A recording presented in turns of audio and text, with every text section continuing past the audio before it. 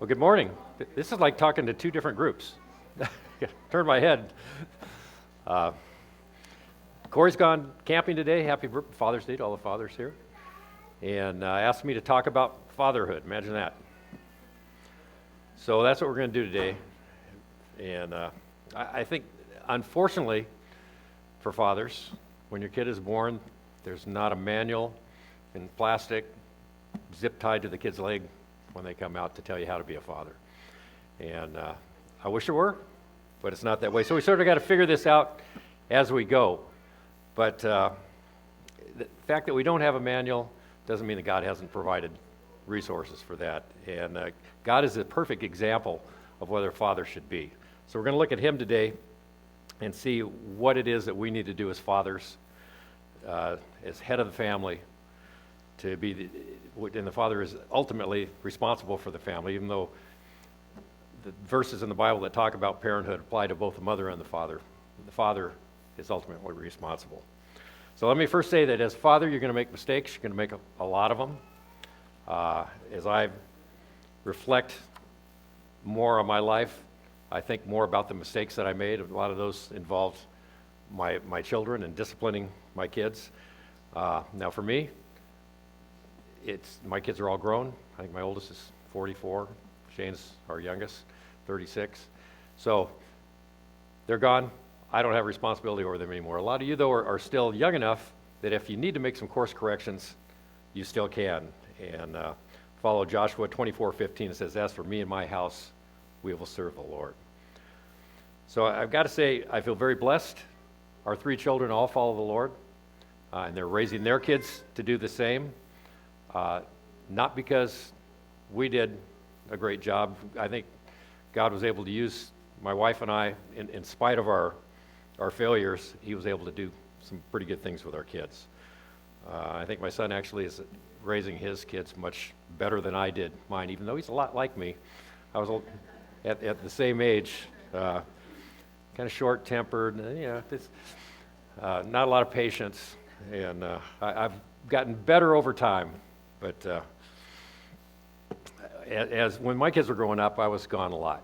I usually worked nights, and I was in court in the daytime. And when I was home, the kids were either in school or they had to be quiet because I was sleeping. So Vicki ended up taking on a lot of responsibility of raising the kids. But I've observed two things about fathers, and they tend to raise their kids a couple different ways. Either one, they look at how their father raised them, and they say, okay, that's what I know. It worked for my dad. That's how I'm going to do it. Or they say, I didn't like the way I was raised at all. I'm not going that direction, and they go the exact opposite way. But there's a third option, and that's to raise your children the way God would have you do it, because he's the perfect example of what a father should be. So I got 5 points today. My first one is we need to be fathers who love unconditionally. Romans 5:8 says, "But God demonstrated his own love toward us, and that while we were still sinners, Christ died for us." God didn't wait for us to be perfect before he loved us, because he'd be waiting a long time. It's not based on anything that we do, any love that we give in return, any goals that we meet, any awards that we receive. He loved us while we were sinners. And that's the example for us. Earthly fathers are called to reflect that same unconditional love for their kids. Not love based on performance, not on how well they follow the rules, anything that they achieve, any good grades that they get, any sports awards that they get. You're supposed to love them unconditionally and steady through the highs and the lows. It's not always an easy assignment. It's counter to how we've been trained in society, everything being merit-based. God's love toward us isn't merit-based because we wouldn't merit it. And that's how our our love toward them should be. Nothing that they do, nothing that they perform should make any difference on that. We need to love them unconditionally. Second point is we need to be fathers who provide and care for their children. Matthew 7:9-11 says, "Or which one of you, if his son asked for bread, would give him a stone? Or if he asked for fish, you'd give him a serpent?" It says, "If you then, who are evil," that's us, "know how to give good gifts to your children, how much more will the Father who is in heaven give good gifts to those who ask him?" So we need to likewise provide for our children. Matthew 7, 9 through 11 says, I'm sorry, that was the last one I did. 1 Timothy 5:8 says, but if someone does not provide for his own, especially for his family, his own family, he's denied the faith and is worse than an unbeliever. God delights in providing for his children, for us. He sees our needs, not our wants. Sometimes we wish it was our wants, but it's not. It's our needs. And he responds with kindness and generosity, and we need to be the same way. And don't spoil your kids. That's for grandparents. That's not your job. I think it's one of the worst things you can do is fulfill all your kids' wants. They need to learn the value of hard work. Colossians 3:23 through 24 says, whatever you are doing, work at it with enthusiasm as to the Lord and not for people, because you know that you will receive your inheritance from the Lord as a reward. And Proverbs 14:23 says, in all hard work there is profit, but merely talking about it brings poverty. 1 Thessalonians 3:10 says, if anyone is not willing to work, neither shall he eat. So it's important for fathers, in particular, to demonstrate a good work ethic to their kids. They not only need to learn how to work hard, but they need to learn financial responsibility. Proverbs 21:20 says, the wise store up choice food and olive oil, but fools gulp theirs down. Proverbs 10:4 through 5 says, lazy hands make for poverty, but diligent hands bring wealth. He who gathers crops in summer is a prudent son, but he who sleeps during harvest is a disgraceful son. I don't know how many times maybe this has happened to you. I'll go into like a fast food restaurant, and I'm not in there very long before I'm saying, if I owned this place, I'd fire that employee in a heartbeat. Kids today, it seems, don't know what hard work is and the value of it. And I think a lot of that's because they haven't been taught that. I recently heard someone say the difference between those who have and those who don't have usually boils down to two words: delayed gratification. You spend all your money as you get it, or you delay that gratification and save some so that you got some later on. The ability to wait is something we need to teach our kids. Yeah, now Home Depot has what they call pro tips. I got a couple pro tips for you today. First one is get your children involved in Dave Ramsey's course. He's got one for kids. They'll teach them how to save money. It'll teach them how to budget. It can make a world of difference throughout their lifetime if they grasp the principles that he's teaching. And if you haven't gone through his financial peace class, I strongly recommend that. We did at our last church, we took 80% of the church through financial peace. I think I taught that class 10 times. Shane taught it. It will make a world of difference in your retirement, in your life, if you follow his course. And the sooner you start practicing the principles, the better off you'll be. If I could have taken that course when I was 20 years old, it would have made a world of difference in my life. Anyway, that's what I think about Ramsey's course. I think it's very good. And he's got an app that we've used for probably 20 years. We track every dollar we spend on an app. And so we know exactly where our money's going. It's not telling us what to do, we're telling it what to do. So the application is, fathers, be providers, not just physically, but emotionally and spiritually. Be present. Do your best to meet your children's needs, trusting God to supply through you. And teach your children to work hard and understand finances, and they'll also learn how to give to the Lord. That's a great part of that class. Our third point is we need to be fathers who guide and teach. God instructs us to love him and pass our truths on, his truths on to our kids. Deuteronomy 6:6-7 says, and those words that I command you today shall be on your heart. You shall teach them diligently to your children, and shall talk of them when you sit in your house, and when you walk by the way, and when you lie down, and when you rise up. That seems to me, God thinks that's pretty important. And he wants you to do that by talking to your kids constantly, teaching them about God's word. And the other way you do that is by demonstrating it. Corrie ten Boom once said, children are great imitators. He said, give them something great to imitate. What kind of example are we setting for our kids? Children learn the most by watching us, and they can spot a hypocrite a mile away. I've seen this with some of my grandkids. They can tell if mom or dad says one thing and does something else. I'm not talking about your family. They pick up on it very quickly. There's a country song most of you probably know about a father that's driving along and his kid's in the car seat, and he makes an emergency stop, and the kid says a 4-letter word. And the father says, "Son, where'd you learn to talk like that?" He says, "I've been watching you, Dad." There's so much truth to that. They're watching everything you do. Later on in the song, he catches his son praying. He says, "Where'd you learn to pray like that?" He said, "I've been watching you, Dad." So we can have a great impact on our kids that way. Do they see us putting God first? Do they see us praying? Do they see us reading our Bible? Do they see us putting church ahead of sports, ahead of hunting, fishing, whatever the case may be? Or is church someplace we just go when there's no place better to be? Your kids are watching everything you do. Shane, when he was a kid, he started playing hockey when he was like 4 years old, loved ice hockey. And as he got older, he realized that if he wanted to be a professional, he needed to play travel hockey. And he wanted to play travel hockey really bad. And I said, that would require us to be gone on Sundays. And I had to make the decision. We're not going to do travel hockey. That's why we're not millionaires. We're not going to be gone on Sunday. God comes first, and we had to set that example. That's a priority in our lives. And believe me, I've heard many times over the years, that's the reason he's not a professional hockey player today. Not only do we need to set an example for our children in how we relate to God, but children need to see us loving our wives. And many people today have children, and the children becomes the focus of the family.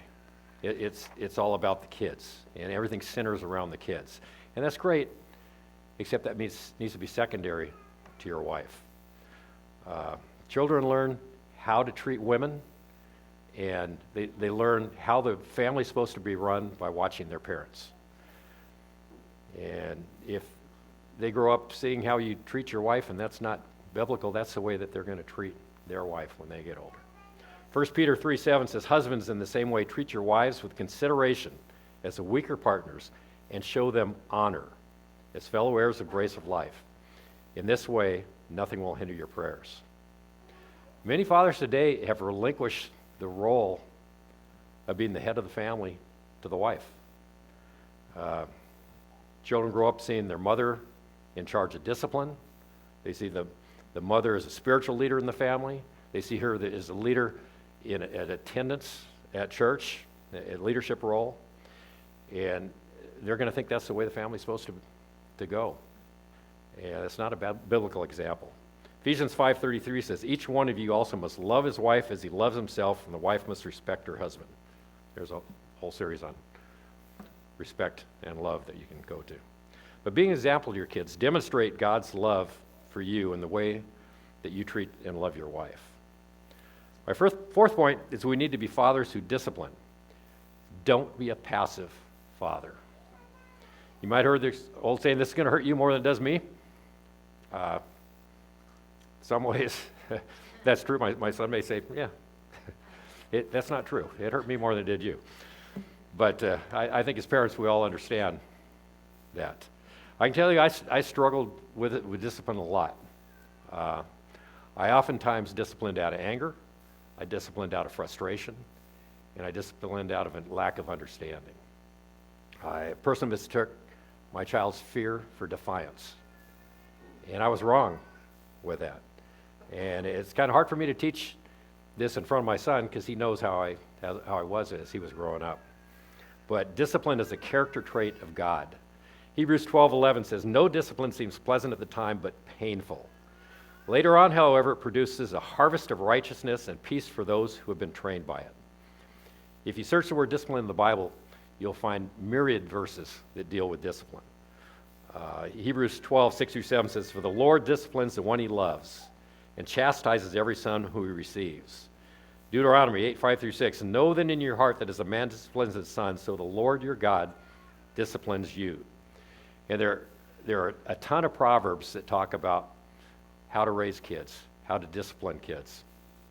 And proverbs aren't promises, they're principles, they're divine guidelines and wise observations, they're underlying principles of general truth. But they provide guidance for life. So as you read them, we gain wisdom for application. Proverbs 22:15 says, folly is bound up in the heart of a child, but the rod of discipline will drive it far away. 23:13-14 says, do not withhold discipline from a child. If you punish them with a rod, they will not die. Punish them with a rod and save them from death. Proverbs 13:24, whoever spares the rod hates his son, but he who loves him is careful to discipline him. And 29-17 says, discipline your child and he will give you rest. He will bring you happiness. Not sparing the rod doesn't mean to beat your kids, but it reflects firm correction that they need. Some translations use the word spank, probably more appropriate than beating with a metal rod. But withholding discipline is harmful. Discipline isn't the opposite of love, it's proof of love. God disciplines us out of love and desires us to grow in holiness, and his correction is always for our benefit. In the Old Testament, we see God disciplining the nation of Israel. They walk away from him, he disciplines them, they come back. He disciplined nations, he disciplined individuals. We see this with David. After David had his affair with Bathsheba and sent her husband to be killed in the front lines, what happened?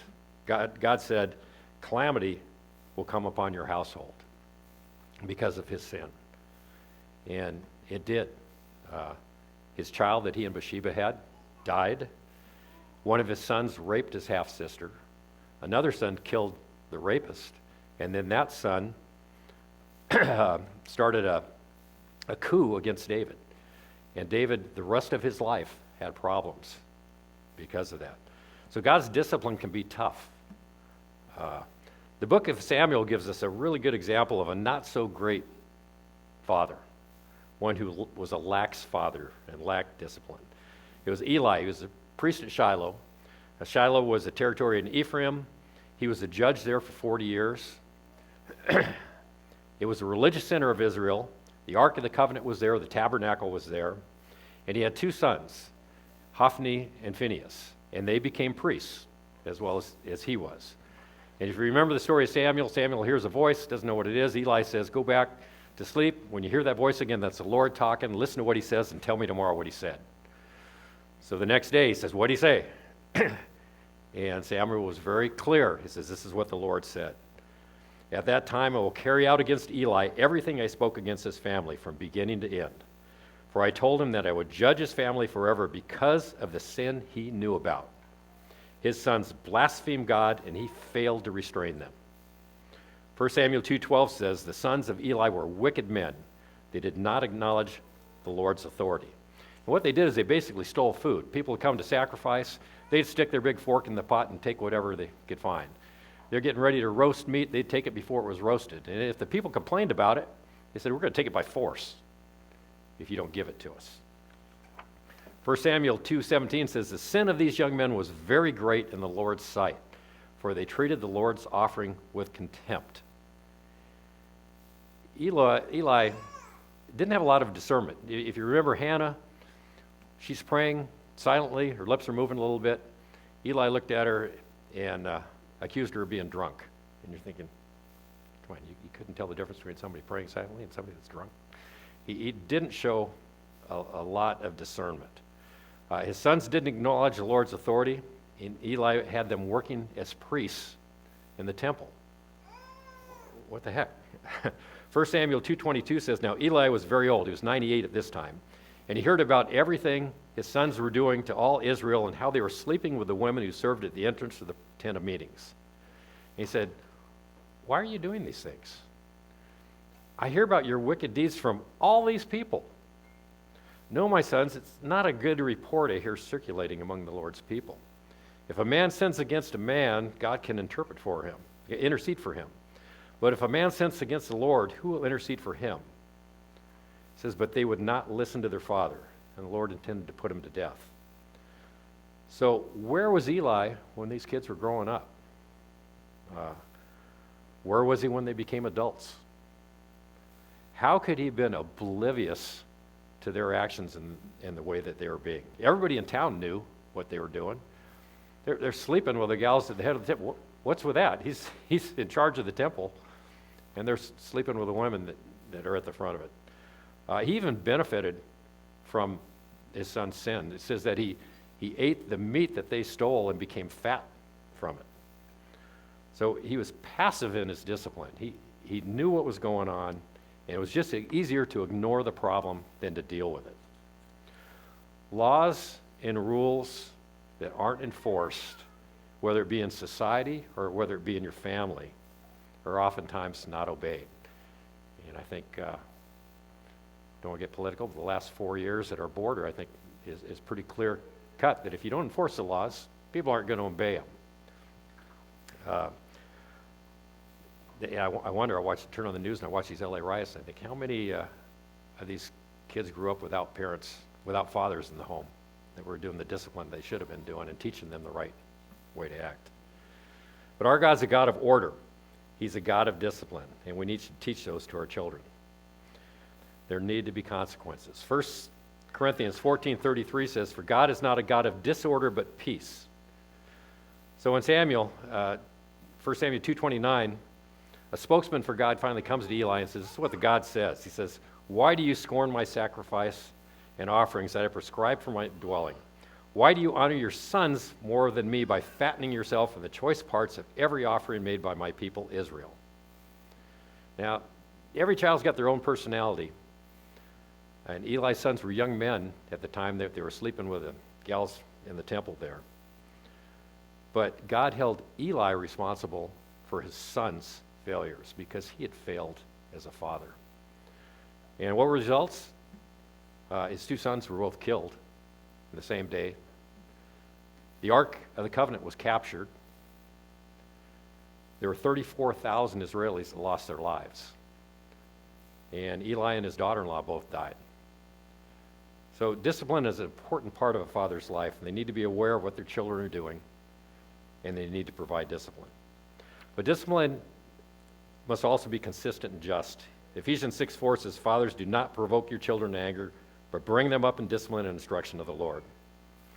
We should discipline with wisdom and with grace.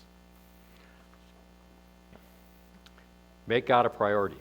Make God's standards a priority. Make your wife a priority. Be an example to your children and discipline them. And here's one more pro tip I've got for you from being on this earth for many years.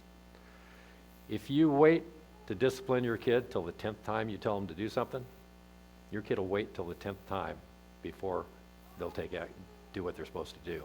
If you discipline them the first time they don't do what you tell them, they'll learn to do what you say the first time. That's free of charge. That's just my personal opinion.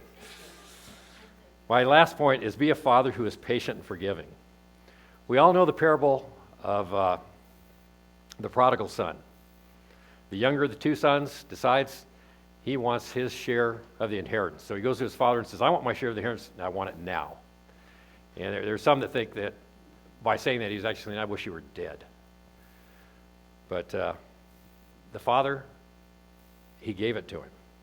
Now, part of being a parent is taking our children from total independence when they're born to total dependence when they leave the home. And he evidently was a young man at this point in time. And there's the old saying, how much of who you are is your DNA and how much is your environment? Well, not much you can do about the DNA, but you can do something about the environment. And so you need to provide an environment where they're trained and they learn to become lovers of God and good citizens. We have two friends that have twin grandsons. One of them, extremely compliant, does what he's told. The other one, he's a wild child. Both raised in the same house, same parents. So you can have influence on your kids, but they still have free will. And Mothers tend to have more influence on the children when they're young because they're nursing them, they're raising them and be toddlers and come up. But as they get older, the fathers need to play a bigger role in their lives. They need to give them responsibility, they need to teach them responsibility, and they need to allow them to make mistakes. Mothers have a really hard time letting their kids make mistakes. Fathers, I think, are a little bit better at that. You look at Elon Musk, one of his rockets blows up, he goes, we're going to learn from that, and the next one's going to be better. That might be easy when you're the wealthiest man in the world. You can just spend another $1 billion and make another rocket. But he learns from his mistakes. So do you think the father in this parable knew his son was a little on the wild side? I think he did. He had one son that did everything he was supposed to, follow the rules, and he had another son that let that sinful nature push on through. So the son goes off, he spends all his money on wild living, he runs out of money, there's a famine, he's slopping pigs, and he realizes, I'm starved, my father's slaves have it better than I do. And he finally realizes, I need to humble myself and admit my mistakes and go back and ask for forgiveness. Maybe my dad will let me be one of his slaves. It says, but while he was still a long way off, his father saw him and felt compassion and ran and embraced and kissed him. The father saw him a long way off. He was looking for him. He was looking for his return. He was hoping his son would come back. Now, the fact the father ran and embraced his stinky, filthy, disgusting, smelly son was outside proper protocol. This is a wealthy man. Wealthy men didn't run. They walked, and they walked very slowly. But he didn't care about protocol. His son was as good as dead when he was gone, and now he was alive and he came back. And what did he do? He embraced him, he kissed him, he didn't scold him, he didn't say, I told you so. He embraced and cleaned him up, and he had a party. So the father in this parable reflects God's heart for us, ready to forgive, quick to embrace, even after deep failure. His love restores rather than condemns. So the application for us is, fathers, be patient with your children. Be quick to forgive and slow to anger. Give them guidance and responsibility. Let them make a few mistakes. Your grace can lead them to repentance, healing, just as God's grace does for us. God's not just a father, he's the perfect father. So when we look at his character, we see the blueprint for fatherhood. Love unconditionally, provide and care for your children, give guidance and teach them to obey and love God, discipline them in love, be patient and forgiving. Fathers, that's how God is. We need to be the same.